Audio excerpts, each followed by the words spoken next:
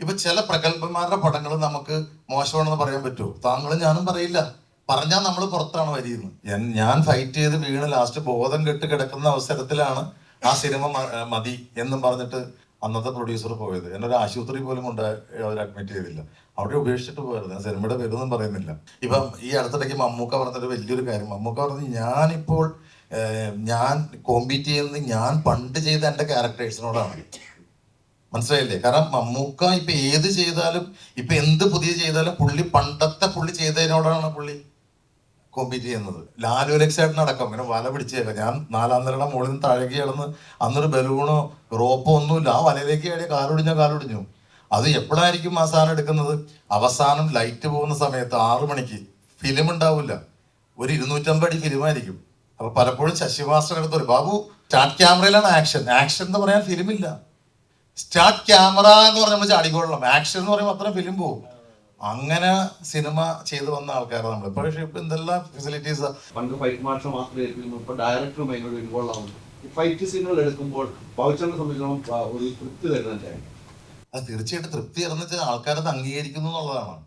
ഇന്നത്തെ പിള്ളേർ യങ്സ്റ്റേഴ്സ് ഒരു റോപ്പിൽ ചെയ്യുന്ന ഒരു സാധനം അവർ കണ്ടുപിടിക്കുന്നുണ്ട്. അത് റോപ്പാണെന്ന് പറയാൻ അങ്ങനത്തുള്ള പിള്ളേരുടെ മുമ്പിലേക്കാണ് നമ്മൾ ഈ സിനിമയായിട്ട് വരുന്നത്. അപ്പൊ നമ്മൾ റിയലായിട്ട് ചെയ്യുന്ന കാര്യം, ഇപ്പൊ ഞാനൊക്കെ ഫൈറ്റ് ചെയ്ത 2 കൈ പിടിച്ചിട്ടുള്ളതാണ്. എനിക്ക് കണ്ടമാനം പരിക്കുകൾ പറ്റിയിട്ടുള്ളത്. ഞാൻ അതൊന്നും ഈ അവസരത്തിൽ പറഞ്ഞാൽ അന്ന് ഫൈറ്റിന് അത്ര ഇമ്പോർട്ടൻസ് ഉണ്ടായിട്ടുള്ളൂ. ഞാൻ ഫൈറ്റ് ചെയ്ത് വീണ് ലാസ്റ്റ് ബോധം കെട്ട് കിടക്കുന്ന അവസരത്തിലാണ് ആ സിനിമ മതി എന്നും പറഞ്ഞിട്ട് അന്നത്തെ പ്രൊഡ്യൂസർ പോയത്. എന്നെ ഒരു ആശുപത്രി പോലും കൊണ്ട് അവർ അഡ്മിറ്റ് ചെയ്തില്ല. അവിടെ ഉപേക്ഷിച്ചിട്ട് പോയത്. ഞാൻ സിനിമയുടെ പേരൊന്നും പറയുന്നില്ല. അപ്പൊ അത് അന്നത്തെ കാലം. ഇന്നത് മാറിയിട്ട് ഇപ്പൊ ഞാൻ പറഞ്ഞില്ലേ, ഇപ്പൊ പള്ളിച്ചട്ട ഇപ്പൊ ഞാൻ ലാസ്റ്റ് ചെയ്ത പടം, എന്തൊരു എഫർട്ടാണ് അവരെടുക്കുന്നത് ആ പടത്തിന് വേണ്ടിയിട്ട്. ആ ഓരോ ഫൈറ്റിൽ ഓരോ ഷോട്ടിന് വേണ്ടി എടുക്കുന്നത്. അതുപോലെ തന്നെ ഈ പടത്തിലേക്ക് വന്നു കഴിഞ്ഞാൽ തന്നെ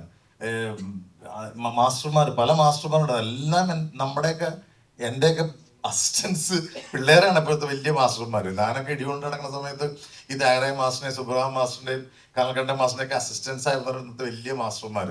അപ്പൊ അവരൊക്കെ ഇന്ന് പറയുന്ന ഷോട്ടുകളും അവരിന്ന് വെക്കുന്ന കാര്യങ്ങളും അതിനു വേണ്ടി ഇവർ ചെയ്യുന്ന എഫർട്ടുകളും, ഇന്നിപ്പോ ഏതൊരു സെറ്റിൽ ചെന്നാലും നമ്മൾ ഒരു ക്രെയിൻ ഇല്ലാത്ത സ്ഥലമില്ല, ഒരു ട്രാക്ടർ ഇല്ലാത്ത സ്ഥലമില്ല, മറ്റേ എയർ. അതുപോലെ തന്നെ കാണുന്ന ഫെസിലിറ്റീസ് പണ്ടങ്ങനെ ആയിരുന്നില്ല. ഞാനൊക്കെ 4-ാം നിലയുടെ മുകളിൽ നിന്ന് താഴേക്ക് എഴുതി വലയിലേക്കാ, പറഞ്ഞ് വിശ്വസിക്കൂ. മാന്ത്രിക കുതിര എന്ന് പറഞ്ഞ സിനിമയില് ലാലു അലക്സേട്ടനടക്കം ഇങ്ങനെ വല പിടിച്ചേക്കാം. ഞാൻ 4-ാം നിലയുടെ മുകളിൽ നിന്ന് താഴേക്ക് കിടന്ന് അന്നൊരു ബലൂണോ റോപ്പോ ഒന്നുമില്ല, ആ വലയിലേക്ക് കയറി കാലൊടിഞ്ഞു. അത് എപ്പോഴായിരിക്കും ആ സാധനം എടുക്കുന്നത്? അവസാനം ലൈറ്റ് പോകുന്ന സമയത്ത് 6 മണിക്ക് ഫിലിം ഉണ്ടാവില്ല. ഒരു 250 അടി ഫിലിമായിരിക്കും. അപ്പൊ പലപ്പോഴും ശശി മാസ്റ്റർ എടുത്തൊരു ബാബു സ്റ്റാർട്ട് ക്യാമറയിലാണ് ആക്ഷൻ എന്ന് പറയാൻ ഫിലിമില്ല. സ്റ്റാർട്ട് ക്യാമറ എന്ന് പറഞ്ഞാൽ നമ്മൾ ചാടിക്കൊള്ളണം. ആക്ഷൻ എന്ന് പറയുമ്പോൾ അത്ര ഫിലിം പോകും. അങ്ങനെ സിനിമ ചെയ്തു വന്ന ആൾക്കാരാണ് നമ്മൾ. പക്ഷേ ഇപ്പൊ എന്തെല്ലാം ഫെസിലിറ്റീസ്. പണ്ട് അതുപോലെ തന്നെ കയറി കെട്ടി പോക്കുന്ന സാധനത്തിനൊക്കെ ഒരു തോർത്ത് വെച്ചങ്ങ് കെട്ടിയിട്ട്, ഒരു തോർത്തിങ്ങനെ കെട്ടിയിട്ടാണ് ഈ കുളത്തിലിട്ട് പൊക്കണത് നമ്മള്. അപ്പൊ മോളി ചെറുക്കി ശ്വാസം മുട്ടും. അതൊക്കെ മാറി. അപ്പൊ അതിനുള്ള ഫെസിലിറ്റീസ് വന്നു.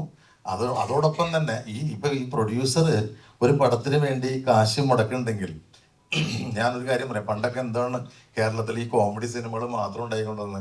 കോമഡി സിനിമകൾക്ക് വളരെ എളുപ്പമാണ്. കാരണം ഒരു സിറ്റുവേഷനൊക്കെ ഉണ്ടാക്കി കോമഡി പറഞ്ഞ ആൾക്കാർ ചിരിച്ചോളും. പക്ഷെ ഒരു ആക്ഷൻ സംഭവത്തിലേക്ക് വരുമ്പോൾ ഒരു കാറ് പൊട്ടണം, ആ കാറിന് കാശ് ചിലവാക്കണം.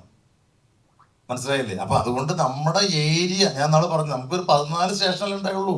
14 റിലീസിംഗ് സ്റ്റേഷൻ വെച്ചിട്ടാണ് നമ്മൾ ഈ സിനിമ ഉണ്ടായിക്കൊണ്ടിരുന്നത്. അപ്പൊ അതിൽ നിന്നൊക്കെ മാറിപ്പോയി. ഇപ്പൊ നമ്മുടെ കേരളത്തിൽ കോവിഡ് കഴിഞ്ഞതിന് ശേഷം കേരളത്തിൽ ഇവിടെ നിന്ന് ഉത്തരാഖണ്ഡ് വരെ, ഞാനിപ്പോ ഇന്നാള് പോയപ്പോ ഉത്തരാഖണ്ഡിൽ ഡെറാഡൂണിൽ നമ്മുടെ പടം കളിക്കുന്നു. സന്തോഷമായി. മലയാള സിനിമ അവിടം വരെ എത്തി. അപ്പൊ അങ്ങനെ വലിയൊരു അംഗീകാരം നമുക്ക് കിട്ടിയിട്ടുണ്ട്. അപ്പൊ അതുകൊണ്ട് ഇപ്പൊ ഫൈറ്റ് എന്ന് പറഞ്ഞ ഈ പടത്തിൽ 11 ഫൈറ്റ് ഉണ്ട്. ആ 11 ഫൈറ്റിലും ഈ ഡയറക്ടർ എന്ന് പറഞ്ഞാൽ അതിന്റെ കട്ടക്കുണ്ട്. അതുപോലെ തന്നെ അതിന്റെ ക്യാമറമാനും, അതുപോലെ തന്നെ അതിന്റെ കാശ് മുടക്കാൻ പ്രൊഡ്യൂസറും. ഏതൊരു ഡയറക്ടർക്കും സ്വപ്നം കാണാന്നേ, ഒരു ആർട്ടിസ്റ്റിനും സ്വപ്നം കാണാം. പക്ഷെ അത് പ്രാക്ടിക്കൽ ആകണമെങ്കിൽ അതിന്റെ പുറകെ ഒരു പ്രൊഡ്യൂസർ വേണം, സ്ട്രോങ് പ്രൊഡ്യൂസർ വേണം. ഞാൻ എടുത്തു പറയുന്നു, അണ്ടർലൈൻ ചെയ്ത് പറയുന്നു, മുടങ്ങണ കാശിന് ഒരു ട്യൂബ് അടിച്ച് പൊട്ടിച്ചാൽ ആ ഷോട്ട് ഓക്കെ അല്ലെങ്കിൽ കാശ് പോയി. ശരിയല്ലേ? അപ്പൊ അതിനെ ഞാൻ അപ്രീഷിയേറ്റ് ചെയ്യാണ്. അതിനെ ഞാൻ താങ്കളെ വിളിച്ചുകൂടി കിട്ടിയത്. കാരണം ഇതുപോലെ കാശ് മുടക്കി ഒരു പടം ചെയ്യാൻ ചങ്കൂറ്റമുള്ള ഒരാളെന്നേ പറഞ്ഞത് അതുകൊണ്ടാണ്. സിനിമയിലെ കഥാപാത്രങ്ങൾ മോശം വാക്കുകൾ പറഞ്ഞു കഴിഞ്ഞാൽ അത് വലിയ അപരാധമാണ്. പക്ഷെ സിനിമയെ കുറിച്ച് റിവ്യൂ ചെയ്യുന്ന മാന്യന്മാർ വളരെ മോശമായിട്ട് വാക്കുകൾ പറയും. അല്ല, ഞാനതാ പറഞ്ഞ കാരണം എന്തല്ലേ, നമുക്ക് ഒരാളെ പരിഹസിക്കുന്നതിനൊരു പരിധിയില്ലേ. ഒരാളുടെ കഴിവ്, ആ കഴിവ് നമ്മൾ ഇപ്പോൾ ചില ആൾക്കാർ ഇയാൾ എങ്ങനെയാണ് ഇതിങ്ങനെ ആയത്, ഇങ്ങനെ ആയതെന്ന് പറയുന്നൊരു കഷ്ടപ്പാടുണ്ട്, മനസ്സിലായില്ലേ? ആ കഷ്ടപ്പാടിനെ നമ്മൾ അളക്കണം, ഇല്ലേ? ഇപ്പം ഈ അടുത്തിടയ്ക്ക് മമ്മൂക്ക പറഞ്ഞൊരു വലിയൊരു കാര്യം, മമ്മൂക്ക പറഞ്ഞത് ഞാനിപ്പോൾ ഞാൻ കോമ്പീറ്റ് ചെയ്യുന്നത് ഞാൻ പണ്ട് ചെയ്ത എൻ്റെ ക്യാരക്ടേഴ്സിനോടാണ്, മനസ്സിലായില്ലേ? കാരണം മമ്മൂക്ക ഇപ്പൊ ഏത് ചെയ്താലും, ഇപ്പൊ എന്ത് പുതിയ ചെയ്താലും പണ്ടത്തെ പുള്ളി ചെയ്തതിനോടാണ് പുള്ളി കോമ്പീറ്റ് ചെയ്യുന്നത്. യങ്സ്റ്റേഴ്സിന് ആ ബുദ്ധിമുട്ടില്ല, മമ്മൂക്കയുടെ ഏതെങ്കിലും പടത്തിന്റെ പടം കണ്ടാൽ മതി. അപ്പോൾ അങ്ങനെ മമ്മൂക്ക ഒരു സാധനം റിസ്ക് എടുത്ത് ചെയ്യുമ്പോൾ, ഇപ്പൊ മമ്മൂക്ക ഇപ്പൊ ലാസ്റ്റ് ചെയ്ത കളങ്കാവല് തന്നെ, അപ്പൊ നമ്മൾ അതിനകത്ത് വില്ലന്, കാരണം അദ്ദേഹത്തിനെ സംബന്ധിച്ചിടത്തോളം അദ്ദേഹത്തോട് തന്നെയാണ് ഈ പറഞ്ഞ പടം വരുന്നത്. അപ്പൊ നമ്മൾ അവിടെ കുറച്ച് കാണാൻ പാടില്ല.